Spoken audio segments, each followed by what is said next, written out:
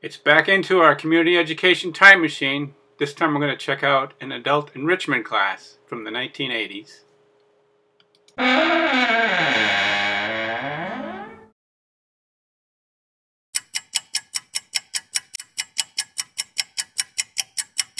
Pleased to introduce Margie Thorson, who not only works on the support staff of community education, but she also teaches at Roosevelt Community School the fine art of making peanut brittle.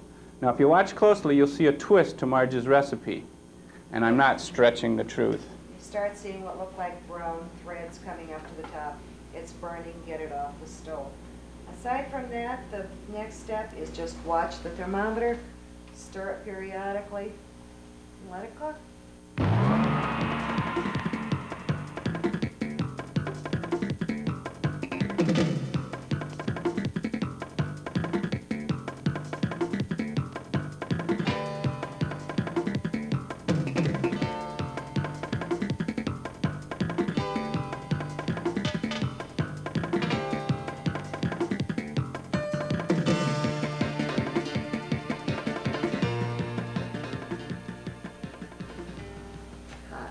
I'm Margie Thorson. I work for Community Education, Minneapolis Public Schools.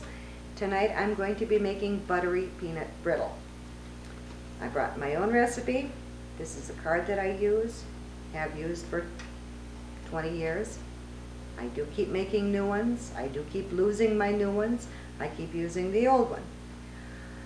The recipe originally came to me from a dear lady who lived across the alley. Made the peanut brittle every Christmas, doled it out in little plastic bags with green and red ribbons tied around the top, and she absolutely and flatly refused to share the recipe with anyone. Her claim was that it had been given to her by a candy maker in Minneapolis. He had given her the recipe. She promised faithfully she would not share the recipe with anyone until he died. One afternoon I answered the telephone. It was my dear friend Mary, and she said, "Get a pencil and paper, I just read the obituaries." And I was the first one that got this gentleman's candy recipe.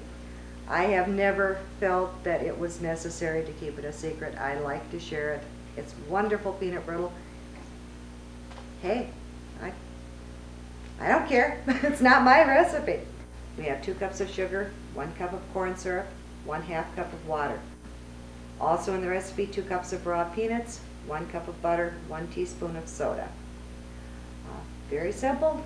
Let's cook it. Now, one of the, to me, most important parts of doing this is to have a very accurate thermometer. I only recommend the metal thermometer simply because I drop them a lot. And glass ones break, metal ones are practically indestructible.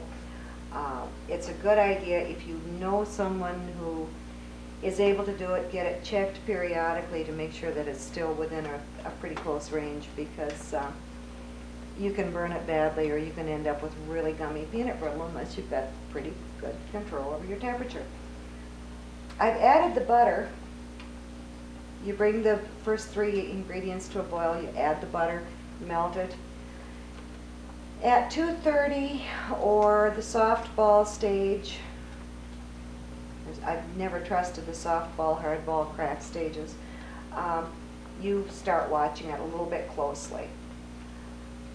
If you start seeing what look like brown threads coming up to the top, it's burning, get it off the stove.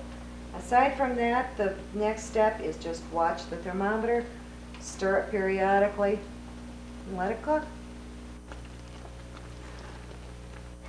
And when you drop in the peanuts, that's when it's time to be ready for whatever. The temperature drops very fast and it goes back up quite rapidly. You have to stir it constantly. You end up with burned, awful things.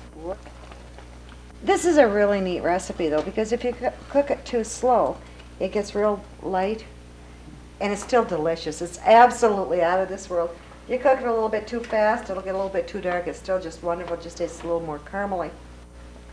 I used to give my father-in-law peanut brittle for his birthday because there was just nothing you could buy him.